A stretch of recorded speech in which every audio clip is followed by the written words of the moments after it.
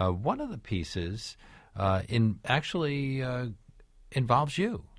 The piece on plagiarism called Something Borrowed. You write about the experience of discovering that a playwright had stolen words and descriptions from a profile that you'd written of a psychiatrist named Dorothy Lewis. Yeah. Now, this is a British playwright. Yes. Reading The New Yorker? Byron E. Lavery, a British playwright, an award-winning British playwright, had a play on Broadway called Damaged, and it turns out several hundred words of that play were lifted verbatim from an article I'd written for The New Yorker. And that piece describes the evolution of my thinking about what had happened. I started out being, as every writer is, all huffy and puffy about it. And the more I thought about it, the more I realized, why am I so upset? Do we have, as writers, have we kind of overreacted to this quote-unquote crime? And is it unfair to lump all acts of borrowing together? And that's what that piece is about, is trying to figure out, well, when is it wrong to take someone's words, and when is it actually totally fine and forgivable?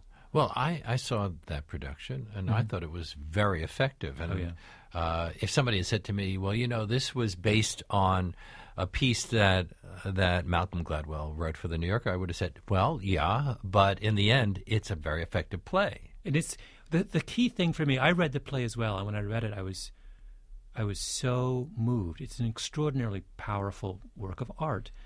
And what she had done is borrowed several hundred very ordinary words of mine that weren't central to my art, and just used them as one small building block in the cause of making, I thought, an extraordinary work of art.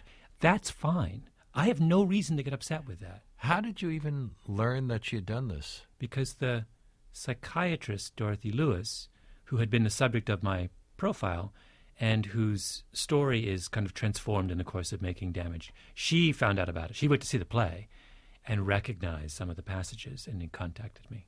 And she was much more upset than you. She was more upset. She sued at one point, She didn't she? did. There was some, it didn't go very far, but she did.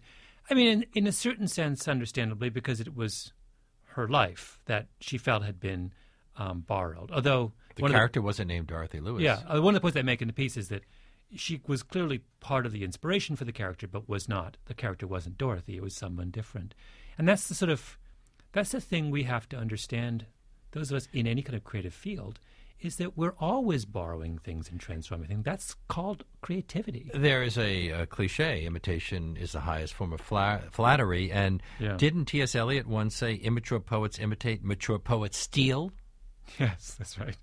So when did this change? When did we go from a time when a great poet could say, well, I steal stuff, to people suing because some of their words were appropriated by another writer? Well, I don't know. There has been a certain move towards sort of the fetishization of intellectual property in recent years. But I will say, this is not to say that all acts of borrowing are inappropriate. I mean, one of the clear points I make in the piece is there are clearly times when if you steal someone's words, you are doing them an injury. But it is not fair to say that all theft of words is. And I think that we've just been indiscriminate in how we use that word plagiarism. Well, part of the problem is when we are in high school and we just simply copy the thing from Wikipedia and a teacher discovers it, we get in serious trouble.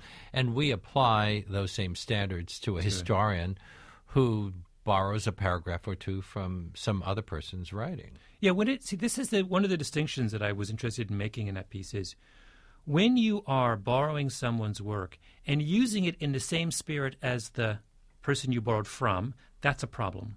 So if you're writing a history of Napoleon and you borrow from someone's history of Napoleon without attribution, you deserve to be lashed with the.